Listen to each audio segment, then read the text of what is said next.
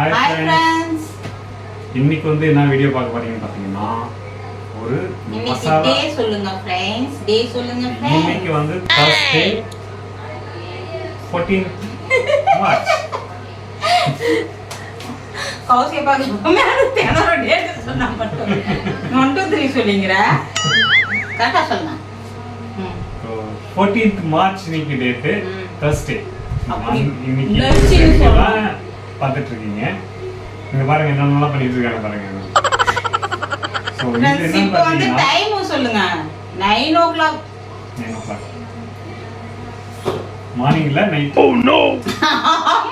9 o'clock. நீங்க காலையில 9 மட்டும் நினைச்சிட்டாதீங்க. இப்படி பாருங்க இருட்டு ஜன்னல். फ्रेंड्स நான் வந்து தோசை போட்டு சாம்பார் இருக்குது. தோசையாவது இட்லியாவது ஊற்றி கொடுக்குறேன்டா அப்படின்னு சொன்னா இருங்க இந்த கதையை அப்புறமா இன்ட்ரோக்கு அப்புறம் சொல்கிறேன். ஓகே ஃப்ரெண்ட்ஸ், இன்னைக்கு வந்து தேர்ஸ்டே. இன்னைக்கு நைட்டுக்கு வந்து நம்ம வந்து நூடுல்ஸ் செய்கிறோம். அக்கா நூடுல்ஸ், ஸ்பைசி நூடுல்ஸ். அக்கா நூடுல்ஸ், ஸ்பைசி நூடுல்ஸ். ஸ்பைசி அக்கா நூடுல்ஸ். பிராண்டா பேர் அது அந்த டிஷ்ஷோட பேர். டிஷ்ஷோட பேர் எனக்கு தெரியல ஃப்ரெண்ட்ஸ். நான் பார்த்த வரைக்கும் அது வந்து ஸ்பைசி நூடுல்ஸ் போட்டிருந்தாங்க. அவ்வளோதான் தெரியும். கலராக இருந்துச்சு. நூடுல்ஸ் வச்சு செஞ்சோம்னா அக்கா நூடுல்ஸ், அப்புறமா வந்து மேகி செஞ்சோம்னா தங்கச்சி நூடுல்ஸ். கடவுளே கடவுளே. ஓகே ஃப்ரெண்ட்ஸ், இன்னைக்கு வந்து ஸ்பைசி அக்கா நூடுல்ஸ் செய்ய போகிறோம். இது வந்து பேக்கிங்லேயே வந்து ஸ்பைசி இதில் தான் வந்துச்சு. கலர் பார்த்தீங்கன்னா வந்து ரெட்டாக தான் இருக்கும். கொஞ்சம் லைட் ரெட் மாதிரி இருந்துச்சு. இப்போ தண்ணியில் போடவும் இன்னும் கொஞ்சம் லைட் ஆயிடுச்சு. கொஞ்சம் ஆயில் போட்டுக்கலாம். சமையல் ரூமுக்கு வந்தாலே வந்து வந்துடும் தும்பல். இதில் ஒரு ஸ்பூன் ஆயில், கொஞ்சம் உப்பு போட்டுக்கலாம்.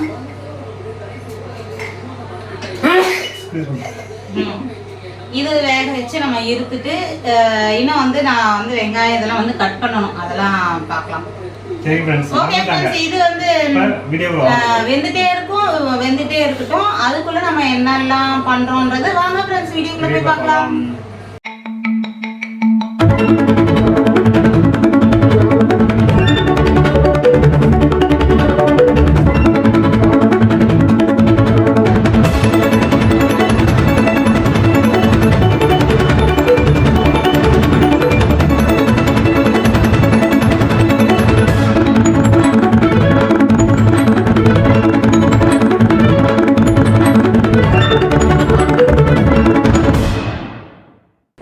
இந்த மசாலா வந்து அந்த பேக்கெட்லேயே வந்துச்சு.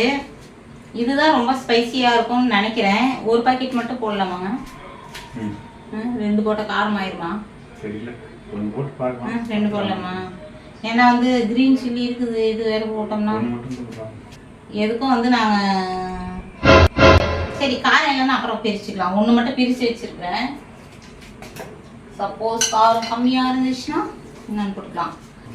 நூடுல்ஸ் வந்து வடித்து வச்சாச்சு. வெங்காயம், கேரட், கோஸ், அதுக்கப்புறம் வந்து குடமிளகா, பச்சை மிளகா, கொத்தமல்லி, இஞ்சி பூண்டு பேஸ்ட்டு, அதுக்கப்புறம் red chilli sauce, soya sauce, அதுக்கப்புறம் வந்து மிளகுத்தூள், உப்பு, இதெல்லாம் போட்டு நம்ம வந்து அப்படி ஒரு கிண்ட போகிறோம். ஓகே, ரெடியா கிண்டுறதுக்கு?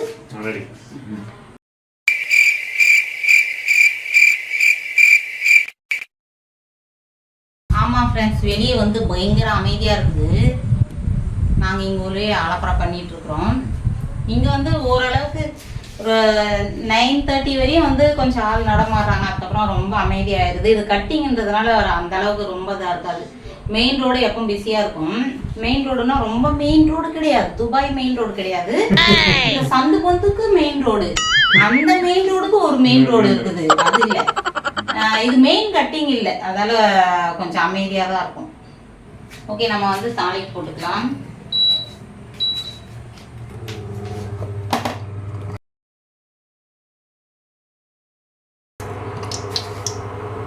கொஞ்சமாக கடுகு போட மாட்டாங்கன்னு தான் நினைக்கிறேன். நம்ம தாளிப்புக்கு நம்ம போட்டுக்கலாம்.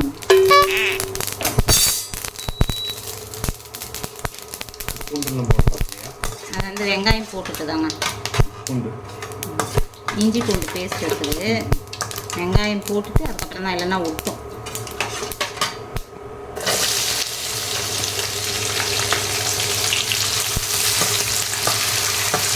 வெங்காயத்தோடு நம்ம பச்சை மிளகாய் போட்டுக்கலாம்.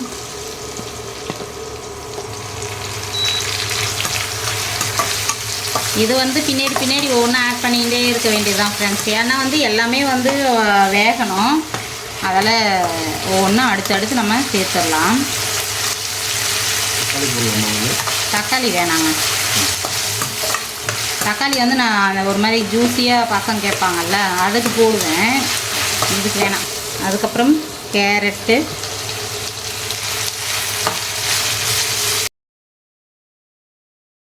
இஞ்சி பூண்டு மறந்துட்டேன் ஃப்ரெண்ட்ஸ். பக்கத்துலேயே இருக்குது, அதை மறந்துட்டேன். இஞ்சி பூண்டு பேஸ்ட்,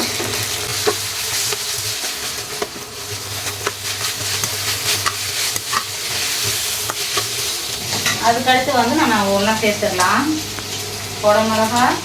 குடமிளகா சேர்த்தாச்சு. கோஸும் வந்து சேர்த்துடலாம். கொத்தமல்லி மட்டும் கொஞ்சம் நேரம் கழிச்சு போட்டுக்கலாம்.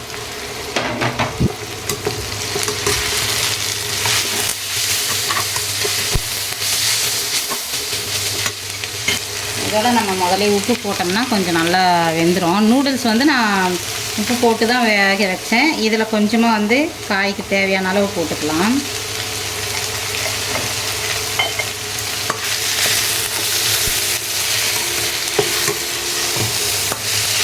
இதில் நம்ம ஒரு பாக்கெட் மட்டும் முதல்ல சேர்க்குறேன். அதுக்கப்புறம் வேணும்னா இன்னொன்று சேர்த்துக்கலாம். ஸ்பைசின்றாங்க. எதுக்கு ஃப்ரெண்ட்ஸ் வெயில் காலத்தில் ஸ்பைசியாக? அதுக்கப்புறம் soya sauce, red chilli sauce போட்டுக்கலாம்.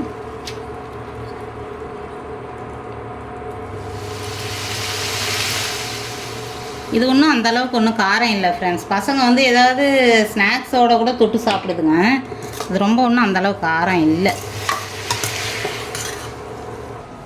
வந்து அந்த நூடுல்ஸ் மனம் வந்துருச்சுல.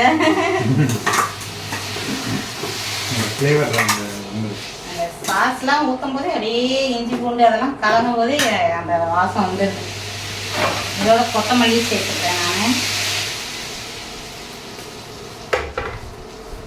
இந்நேரத்துக்கு வேணடா இட்லி தோசையை போட்டு தரேன்னா கேட்கவே இல்லை ஃப்ரெண்ட்ஸ் அவங்க.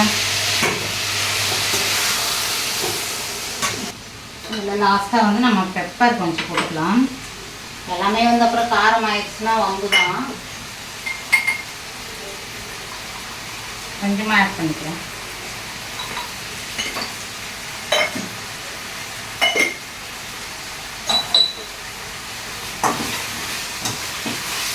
நம்ம நூடுல்ஸ் சேர்த்துக்கலாம்.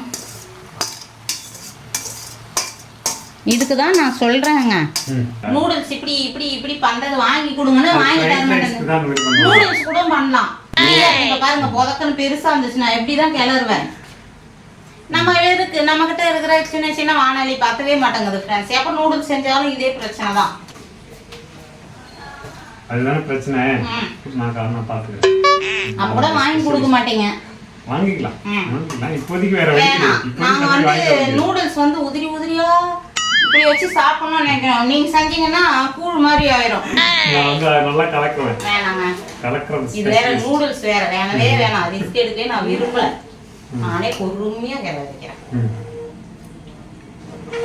ஒவ்வொரு முறையும் நான் சரவணா போகும்போது கேட்பேன் ஃப்ரெண்ட்ஸ், இவரு கம்முனுக்குறாங்களோ இல்லையோ, எங்க கௌசி வேணான்னுவா. பாத்திரம் வாங்கினாலே வேணான்னு இழுத்துட்டு வருவா. நான் எடுத்து எத்தனையோ முறை எடுத்து கையில வைப்பேன், அப்படிங்க போட்டுருவா. ஒன்றும் வேணாம், இருக்கிற பாத்திரம் போதுவாமா அப்படின்னு. நான் எப்படிதான் கிளறுவேன். வேணாம் பாத்திரம் வாங்கி கொடுங்க அப்படின்னு சொல்றது அது சரின்னு. அந்த சாக்கில் இந்த மாதிரி டைம்ல தான் போட முடியும். நெக்ஸ்ட் டைம் வாங்கிக்கலாம். இப்படி பண்ணி பார்க்கலாமா? இது ரைஸ் தான் செட் ஆகும். இல்லைங்க, கீழே இருக்கிற இதெல்லாம் வந்துடுச்சுன்னா அப்புறம் ஈஸியா இருக்கும் கிளற.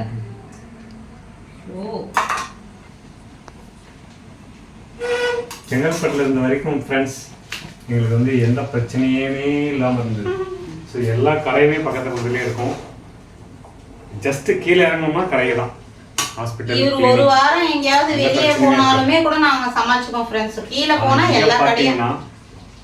இங்க பாத்தீங்கன்னா எதுக்கிறதாலும் வண்டி எடுத்து போவாங்க. வண்டி இல்லைன்னா முடியாது. சும்மா எதுக்குனாலும் வண்டி எடுக்கிற மாதிரி இருக்குது. நடந்து போய் வாங்கணும்னா வாங்கலாம், ஒரு 2 கட்டியும் தாண்டி போய் வாங்கணும். அங்க இருந்த வசதி கண்டிப்பா வராது. என்னவோ முதல்ல இருந்தே எங்களுக்கு சென்னை அந்த அளவுக்கு விருப்பம் இல்லை ஃப்ரெண்ட்ஸ். நாம முதல்ல வந்தப்போ சரி அந்த ஒரு வருஷம் தான் இருந்தோம், ஓடி போயிட்டோம் வேணான்னு. இப்போ வந்து இன்னமும் எங்களுக்கு செட் ஆகல. இங்க இருந்து வேணா எங்கேயாவது போயிடலாம்ன்ற மாதிரி தான் மைண்ட் செட் இருக்குது, தவிர இங்க இருக்கலாம்னே தோணல. என்னன்னு தெரியல. அதுக்கு நேரங்காலம் வரும்போது கிளம்பி வேண்டியதான். எப்படிலாம் அடுப்புலாம் ஆகுது. வேணாப்பா வேணாம் வேணாம், ரெடி ஆயிடுச்சு விடுங்க. ஐயோ ரெடியா ரெடி ஆயிடுச்சு. சேலம் பாத்தீங்கன்னா இருக்கிறதுலே நம்பர் 1 பிளேஸ். அங்க எங்கேயோ தான் இருந்தோம்லங்க. அதுவே வந்து நாங்க ரொம்ப ரெகுலரா இருந்தோம். இருந்தாலும் நாங்க இருந்த ஏரியா வந்து பாத்தீங்கன்னா செம்மையா இருக்கும். அதாவது ஃபுல்லி பிளான்டேஷன்ஸு, காற்றுக்கு பஞ்சம் இருக்காது, தண்ணிக்கு பஞ்சம் இல்லை, எங்கேயுமே எந்த பிரச்சனையும் இல்லாமல் நிம்மதியான ஒரு லைஃப். அந்த கம்ஃபர்ட் ஜோன் வந்து பாத்தீங்கன்னா எங்கேயுமே இல்ல. அதுதான் ஃபர்ஸ்ட் சொல்லணும். ஃபர்ஸ்ட் சொன்னோம்னா சேலம் சொல்லலாம், அதுக்கு அடுத்து செங்கல்பட்டு தான். நிறைய பேர் சென்னை விரும்புறாங்க, என்னன்னு தெரியல எங்களுக்கு. அவங்களுக்கு செட் ஆயிடுச்சு, நமக்கு ஒன்றும் செட் ஆக மாட்டேங்குது. அந்த ஒரு கம்ஃபர்ட் ஜோன் வந்து கண்டிப்பா எங்களுக்கு இந்த ஏரியால கிடையவே இல்லை. அவ்வளவுதான் ஃப்ரெண்ட்ஸ், ரெடி ஆயிடுச்சு. பொழைக்கிறதுக்கு வந்துட்டோம், போட்டி தான் ஒன்றும் பொழைப்பேன். என்ன பண்றது?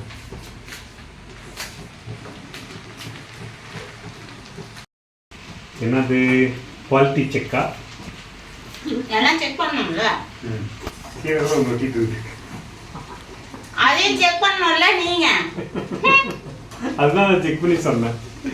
உங்களுக்காக நான் செக் பண்ணும்போது செக் பண்ணலாம். ஓகே சூப்பரா இருக்குது. போதும், ஒண்ணே காரம் இருக்குது. இன் ப்ராசஸ் குவாலிட்டி செக்குங்க. அது செஞ்சிட்டு இருக்கிறப்பயே ஒரு குவாலிட்டி செக்கு தான். அதாவது ஃபைனல் இன்ஸ்பெக்ஷன் வந்து பார்த்தீங்கன்னா முடிஞ்சதுக்கப்புறம் பசங்க சொல்லுவாங்க, அவங்க இன்ஸ்பெக்ஷன் பண்ணுவாங்க. அப்போ அது ஃபைனல் ரிசல்ட் தெரிஞ்சிடும். எங்கள் பசங்க எல்லாருமே அந்த நூடுல்ஸ் செஞ்சா அது வேகும்போது ஒன்றா எடுத்து சாப்பிடுவோம். ரா மெட்டீரியல் செக் பண்ணுறதெல்லாம் வந்து கேவலமாக நினைக்கல. இது உங்கள் வீட்லேயும் நடக்கும், ஆனால் சொல்ல மாட்டேங்க. நான் சொல்லிடுவேன். ரா மெட்டீரியல்லாம் முதல்ல செக் பண்ணிடுவோம், அதில் எக்ஸ்பைரி டேட் இருக்கா, ஆமாமா ஃப்ரெண்ட்ஸ், எதை கண்டிஷன்ல இருக்கு, பிசிக்கல் ஸ்டோரேஜ் சாப்பாடு நம்ம உள்ள எடுத்துக்கிறது எந்த ஒரு இதா இருந்தாலும் சரி, மருந்தாகட்டும், சாப்பாடு விஷயமாகட்டும், பசங்க ஸ்நாக்ஸ் ஆகட்டும், எல்லாமே வந்து டேட்டு பார்த்துட்டு தான் ஃப்ரெண்ட்ஸ் எடுக்கிறது. அதுக்கே இதுங்களை முடியல என்னால. எதத்தினாலும் ஹாஸ்பிட்டலுக்கு போறதா இருக்குது, இன்னும் பார்க்காத வேற கொடுத்துட்டு. ஆனா செக் பண்ணோம்னா நிறைய முறை எக்ஸ்பைரி ஆனது வாங்கிட்டு வந்த உடனே நாங்கள் எத்தனையோ சூப்பர் மார்க்கெட்டில் பார்த்துருக்குறோம். ஸோ 3 ஸ்டேஜில் நாங்கள் வந்து குவாலிட்டி செக் பண்ணுவோம். அதாவது மெட்டீரியல் வந்து ஓப்பன் பண்ணுறப்ப யூஸ் பண்ணும்போது முன்னாடி வாங்கும்போது செக் பண்ணி தான் வருவோம். இன்கேஸ் இங்கே ஸ்டோரேஜ் டேஸ் ஜாஸ்தியாக இருந்ததுன்னா சரி யூஸ் பண்ணும்போது பார்ப்போம். அது ஒரு குவாலிட்டி செக். இன் ப்ராசஸில் அதோட டேஸ்ட்லாம் செக் பண்ணிவிடுவாங்க. அதுக்கப்புறம் ஃபைனல் ஸ்டேஜில் வந்து ஃபினிஷ்ட் முடிஞ்சதுக்கப்புறம் பசங்களாம் செக் பண்ணிடுவாங்க அந்த டேஸ்ட் எப்படி. ஓகே ஃப்ரெண்ட்ஸ், முடிஞ்சாச்சு. நம்ம இதை வந்து சாப்பிட கொடுத்துலாம் பசங்க. இப்பயே ரொம்ப டைம் ஆயிடுச்சு. சாய் போர்க்கா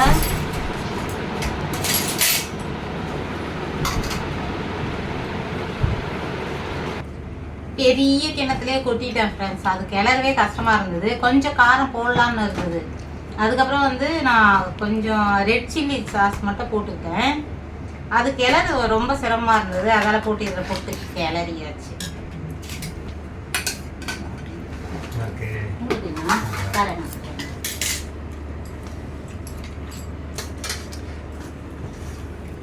சூப்பராக இருக்கு ஃப்ரெண்ட்ஸ், செம்ம டேஸ்டாக இருக்கு.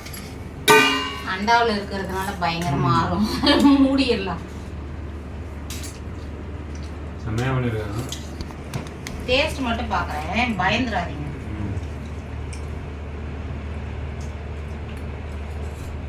சாய் ரொம்ப வாழ்வாலாக வருது. சாய் பக்காவாக இருக்குது. முதல்ல கொஞ்சம் ரொம்ப காரம் கம்மியெல்லாம் இல்லை, இன்னும் கொஞ்சம் போட்டால் நல்லா இருக்கும் அப்படின்னு இருந்தது. அதான் கொஞ்சம் மட்டும் ரெட் சில்லி சாஸ் மட்டும் கொஞ்சம் போட்டேன். இப்போ நல்லா அட்ஜஸ்ட் ஆகிடுச்சு. கரெக்டாக இருக்குது, எல்லாமே கரெக்டாக இருக்குது. எங்களுக்கு என்ன பையனா வந்து அந்த அதில் இருந்த மசாலா ரொம்ப காரமாக இருந்துச்சுன்னா பிரச்சனை தான் நான் கம்மியாக போட்டேன். இல்லைன்னா இன்னும் ஒரு பச்சை மிளகா எக்ஸ்ட்ரா போட்டு சரியாயிருக்கும். ஓகே ஃப்ரெண்ட்ஸ், இந்த வீடியோ வந்து பிடிச்சிருக்கும்னு நினைக்கிறேன். மறக்காமல் நம்ம வீடியோஸ் எல்லாம் லைக் பண்ணுங்கள், ஷேர் பண்ணுங்கள், கமெண்ட் பண்ணுங்கள். அப்புறம் மறந்துடாமல் சப்ஸ்கிரைப் பண்ணுங்கள். வீடியோவை ஃபுல்லாக பாருங்கள். அதான். ஓகே ஃப்ரெண்ட்ஸ், இந்த வீடியோ பிடிச்சிருக்கும்னு நினைக்கிறேன். பிடிச்சிருந்தா லைக் பண்ணி ஷேர் பண்ணி கமெண்ட் பண்ணுங்கள். மறக்காமல் நம்ம சேனலை சப்ஸ்கிரைப் பண்ணிக்கங்க. ஓகே ஃப்ரெண்ட்ஸ், அடுத்த ஒரு நல்ல வீடியோவில் பார்க்கலாம். பாய்.